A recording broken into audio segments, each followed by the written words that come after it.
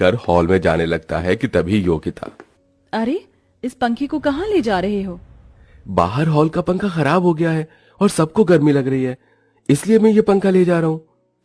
सूरज उस पंखे को ले जाकर गैलरी में लगा देता है, जिसके बाद जैसे ही वो पंखा चालू होता है तो उसकी ठंडी हवा के सामने सब झुंड बनाकर बैठ जाते हैं। वहीं दूसरी तरफ बेचारी योगिता पसीना बहाते हुए किचन में जैसे तैसे खाना बनाती है। थोड़ी देर में योगिता खाना बनाकर हॉल में आकर बैठ जाती है। तभी वहां पर सूरज के मामा मामी आ जाते हैं, जिसे देख शांति योगिता को वापस किचन में ले जाती है। बहू एक काम कर, जाकर थोड़ा और खाना बना ले, वरना किसी का ठीक से पेट नहीं भरेगा। माँ जी अभी तो किचन से खाना बनाकर आई हूँ, अभी तो मेरा पसीना भी नहीं सूखा है। तो बहू तेरे पसीने सूखने के चक्कर में सबको भूखा मार दूं क्या? जा जल्दी जाकर खाना बना। बेचारी योगिता गर्मी से परेशान होकर वापस किचन में जाकर खाना बनाने लगती है और जैसे तैसे खाना बनाकर लाकर सबको परोसती है। अब सभी लोग खाना खाते हैं और फिर से पंखे की ठंडी हवा के सामने बैठ जाते हैं। वहीं योगिता भी कोने में एक जगह ढूंढकर पंखे की ठंडी हवा के सामने बैठी है कि तभी, अरे बाप रे बाप, खाना खाकर तो शरीर के अंदर भभका हो गया है। अरे मामा जी अभी हम आपके शरीर के भाप को कम करते हैं। भाभी कल ही हमने ढेर सारे आम खरीदे थे, जाइए जाकर हम सबके लिए मैंगो शेक बना दीजिए।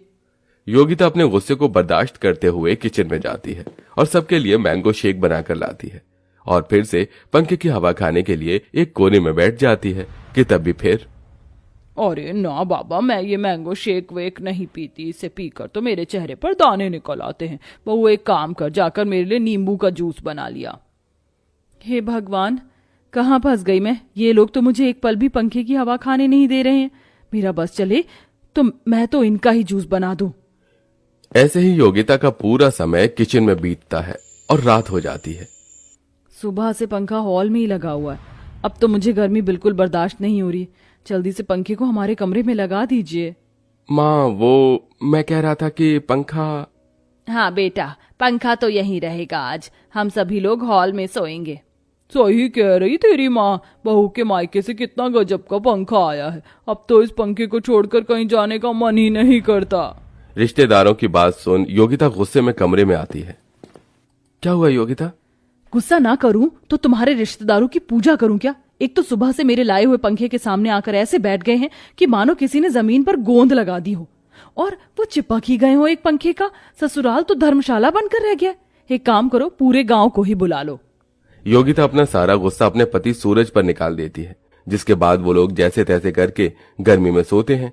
सुबह होते ही योगिता सबको चाय नाश्ता देकर जल्दी से पंखा चालू करके उसके सामने बैठ जाती है। अब जाकर थोड़ा सुकून मिला है। चाची चाची हमारे साथ खेलो ना। क्या अभी? हाँ चाची चलो ना, हम बाहर चलकर खेलते हैं। घर पर आए मेहमान के सभी बच्चे योगिता को बाहर धूप में ले जाते हैं और उसके साथ खेलने लगते हैं। बेचारी योगिता अपनी मजबूरी के चलते उनसे कुछ नहीं कह पाती और ऐसे ही शाम हो जाती है। सभी शाम में योगिता की ददिया सास भी आ जाती हैं।